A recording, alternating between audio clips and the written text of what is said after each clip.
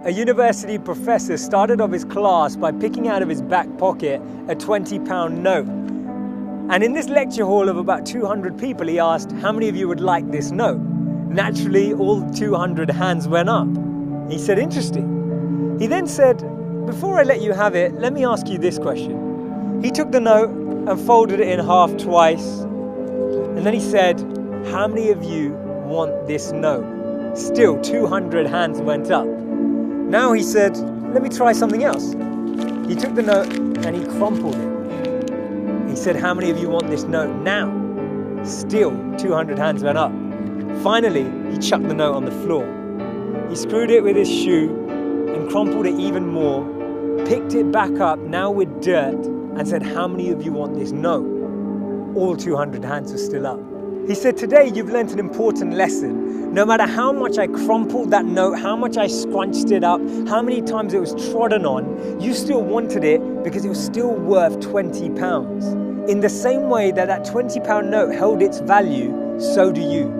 No matter how many times life will tread on you, life will crumple you, life will scrunch you, and life will squeeze you, you will always keep your value, that spark within us all of bliss, knowledge, and eternity that exists. That spark will never be taken away.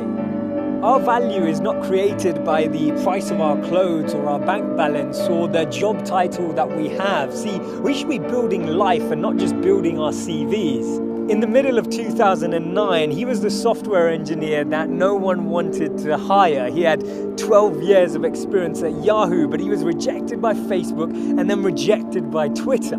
He'd been to a great university. He had a great CV. But he decided to team up with one of his alumni members at Yahoo and started to create an app and focus on the startup space. In 5 years' time, he sold that app for $19 billion to Facebook.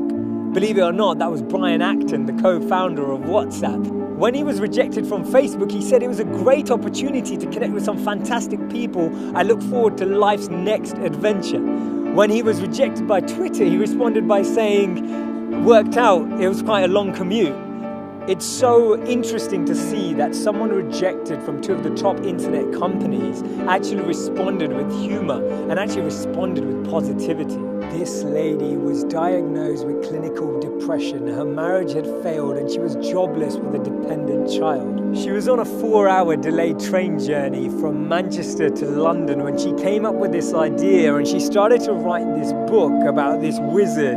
And as she started writing, she then finished her manuscript, took it to 12 publishers and was rejected by all 12. Believe it or not, that's J.K. Rowling. This man watched his first company crumble. He was a Harvard University dropout and his first company's demo didn't even work. He went on to build Microsoft. His name's Bill Gates. Therefore, failure is just a sign that we need to widen our scope. We need to be ready and build ourselves up for the next level. Actually, what we end up achieving is far greater than what we'd envisioned for ourselves. And this divine plan, this orchestration can't be happening without this intervention that occurs, because if we had it our way, we just settle, we just accept what we thought was our goal, what we thought we were chasing.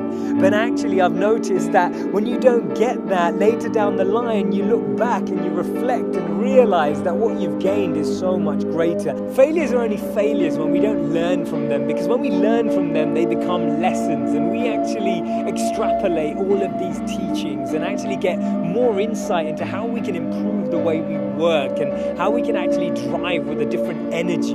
The challenge we have is that we only talk about people's failures when they succeed, and that's why they become this taboo, or we feel like their failures never happened. We need to share these stories earlier. We need to bring out these stories and experiences on the journey so that people who are on the journey can actually follow in those footsteps.